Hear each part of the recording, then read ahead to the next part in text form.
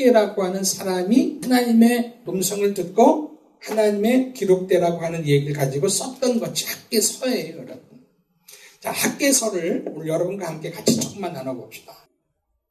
바벨론에 의해서 남유다가 멸망을 해요, 여러분. 자, 멸망을 하는데 그 멸망할 때가 언제냐면은 BC 586년입니다. 586년에 남유다가 바벨론에 의해서 멸망을 합니다. 멸망을 하고 난 후에 하나님은 여러 선지자 중에서 특별히 예레미야를 통하여서 이렇게 얘기합니다. 너희가 바벨론에 의해서 멸망을 하여 포로로 끌려가게 되어지지만 70년 후가 되면 다시 내 민족이 돌아오리라. 그런 약속을 해줍니다. 약속을. 그래서 예레미야는 포로로 끌려가는 것이 복이다, 평안이다, 희망이다, 미래이다 이렇게 얘기를 하는 거예요. 이때 세계 정세로 보았을 때 바벨론이 가장 강대국이었고 바벨론을 대적할 만한 나라가 없었어요. 하나님이 70년 후에 다시금 돌아온다라고 하는 그 이야기는 진짜 뻥이에요, 뻥. 있을 수 없는 일이에요. 있을 수 없는 일이에요. 불가능한 일이에요, 불가능한 일. 70년 후에 다시 우리 민족이 회복될 거라고 하는 이 이야기는 그냥 위로의 차원으로밖에는 생각이 안 되는 거예요. 그런데 실제로 강대국이었던 바벨론이 여러분 70년도 못 되어서 BC 539년에 멸망을 해요. 감히 대적할 수 없었던 바벨론이 539년에 여러분 어디한테? 페르시아라고 하는 제국으로부터 멸망을 해요. 멸망을. 고레스라고 하는 왕은 바벨론을 정복하고 나서 정책을 쓰는데 어떤 정책을 쓰냐면 이 고레스라고 하는 왕은 아마 다신론이었던 것 같아요. 그러니까 모든 신들을 다 존중해요. 그러니까 자기들이 믿는 신뿐 아니라 신민지로 끌려왔던 모든 신민지의 신들을 다 인정을 해요. 남유다의 이스라엘의 하나님도 인정하고요. 지들은 하나님을 안 믿거든요. 그래서 어떤 정책을 쓰냐면 너희가 너희 나라로 돌아가서 너의 신들을 섬겨라. 그 대신 너의 신들을 섬길 때에 우리 페르시아를 위해서 너희들이 반드시 좀 기도하라. 이런 조건이에요. 그래서 여러분 멸망시키고 나서 538년에 자기의 여러분 직인을 지켜서 여러분 조서를 꾸며서 다 여러분 포로들을 여러분 자기 나라로 귀환시켜버려요. 그래서 여러분 537년에 고레스를 통하여 여러분 이스라엘에 총독을 하나 세워요. 그 총독 이름이 뭐냐면 수룹바벨이라고 하는 사람이에요. 수룹바벨이라고 하는 사람을 통하여서 총독을 세워서 여러분 가고 싶은 사람은 누구든지 다 가라. 가서 너의 무너졌던 성전을 짓고 너의 하나님에게 예배를 해라. 그래서 여러분 보내요. 그러면 많은 사람들이 다 가야 되는데 4만 한 9천 정도? 5만이 좀 안 돼요, 여러분. 요 정도만 여러분 수룹바벨에 의해서 함께 가서 예루살렘에 가서 예루살렘 성전을 재건을 합니다.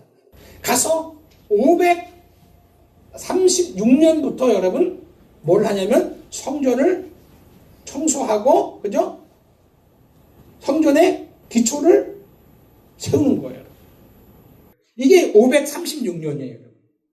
그렇게 성전을 이제 기초를 짓고 시작을 했는데 이스라엘이 다시 성전을 짓고 여러분 부활을 하게 되어지면 강대국이 될 거라고 하는 사실을 주변에 있는 나라들은 이미 다 경험을 했고 그렇기 때문에 성전 짓는 것을 방해하는 주변국이 생겨요. 그래서 주변국이 특별히 여러분 사마리아에 살고 있는 사람들 그리고 그 주변국들이 여러분 반대를 하는 거예요. 반대를. 근데 반대를 하는데 여러분 그냥 안 돼 이러면 되는데 뭐라고 반대를 하냐면 야 너희들만 하나님의 성전을 짓냐? 우리도 돕겠다. 우리도 하나님의 성전을 짓는데 함께 그 성전을 짓자. 이렇게 나오는 거예요, 여러분. 그러니까 반대하는 것이 여러분 그냥 내 생각과 정반대해서 반대하면 괜찮아요. 근데 같이 동참하겠다라고 하는 것이 더 힘들거든요, 여러분. 같이 동참하겠다라고 하는 동참. 우리도 같이 하겠다, 동참. 이때 이스라엘 사람들이 여러분 수룹바벨과 더불어 한 사람이 너희하고는 상관이 없어. 이렇게 여러분 거절을 해요. 상관이 없어. 이 거절이 여러분 예루살렘 성전을 재건하는 일에 있어서 이 문제로 시작을 해서 총 몇 년 동안 여러분 성전 짓는 것이 중단되냐면 14년이 중단돼요. 14년. 14년 동안 이 싸움을 하는 거예요. 이 싸움. 그러면 14년 동안 여러분 중단되어지니까 연수로 얘기하니까 그때가 몇 년이에요? 520년. 이때까지 중단되는 거예요. 요 520년이라고 하는 것이 어디부터 시작하냐면 학개서 1장 1절이 지금 여러분 딱 이거예요. 자, 1장 1절 한번 딱 보세요. 1장 1절. 다리오 왕 몇 년째예요? 2년째 6월이에요. 다리오 왕은 몇 년부터 몇 년까지 여러분 페르시아를 다스렸냐면 521년부터 486년까지. 521년이면은 첫 해예요.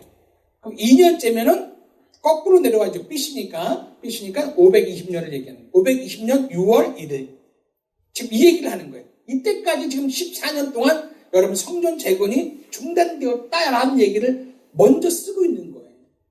그때 하나님이 누구를 학개를 통하여 또 학개하고 그 다음에 나오는 스가랴라고 하는 선지자를 통하여서 무슨 얘기를 하냐면 성전 건축이 중단되어진 거에 대해서 너희가 다시 성전을 재건하라고 하는 호소문을 한 거예요. 그것이 학개서예요. 그래서 결국 요 말씀을 듣고서 이스라엘 사람들이 다시 성전을 재건을 해요. 그래서 520년에 다시 시작을 해서 결국 4년 만에 516년에 성전이 완성되는데 이 성전은 총독이 누구였냐면 아까 전에 수룹바벨이라고 하는 사람이었기 때문에 성전의 이름을 수룹바벨 성전이라고 얘기합니다. 나라가 멸망하기 전에 하나님은 예레미야를 통하여서 너희 민족이 멸망하고 나면은 70년 후에 다시금 돌아오리라 라고 하는 그 시점 끝나는 점은 성전의 무너짐과 동시에 성전의 세워짐을 의미합니다. 성전이 무너짐이 586년에 성전이 무너져요. 돌 하나 위에 돌 하나 없이 무너져요. 이것이 성전이 완성되어진 때가 516년이에요. 결국 몇 년이에요? 70년이라고.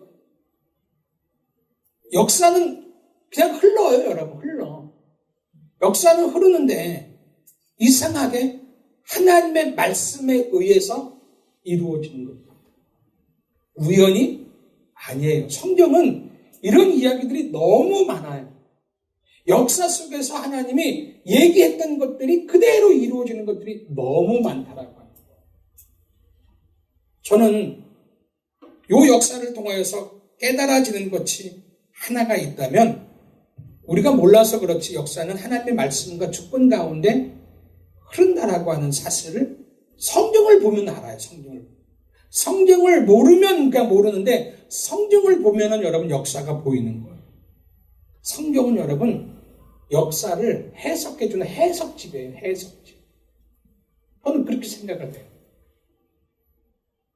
왜 역사가 이렇게 흘렀는지에 대한 이유와 결과를 얘기해주는 해석집이라고 생각합니다.